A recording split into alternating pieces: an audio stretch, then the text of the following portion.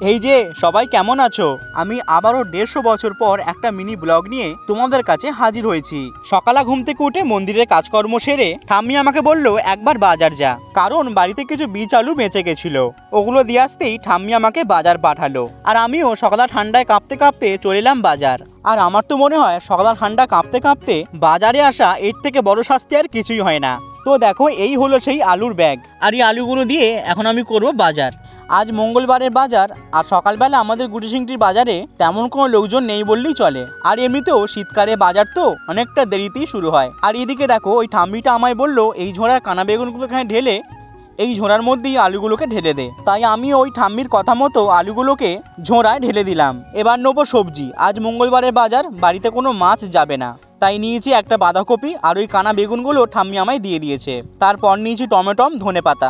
সবজি নেবার পর আমি একেবারে চলে এলাম মুদিখানায়। সেই রকম কোনো কিছুই নেবো না, নেবো আজকে ঠাকুর ঘরের ধূপ।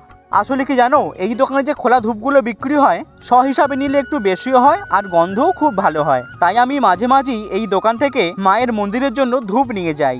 দেখো ধূপ কিন্তু বাড়িতে অনেকেই আছে। প্রতি শনিবার মঙ্গলবার মায়ের ভক্তরা মন্দিরে এলে অনেকেই ধূপ আনে এবং সেই ধূপই থেকে যায়। আমি তাও আবার ইচ্ছা হলে মাঝে মধ্যে এরকম ধূপ কিনি। আর দেখো ধূপ কিনে আমি একেবারে চলে এসেছি তেলে ভাজার দোকানে। এখান থেকে গরম গরম বেগুনি নিয়ে সরাসরি চললাম বাড়িতে। তো চলো আজ তাহলে আসি, তোমাদের সঙ্গে দেখা হচ্ছে আমার আবারও নতুন কোন একটি ভিডিওতে।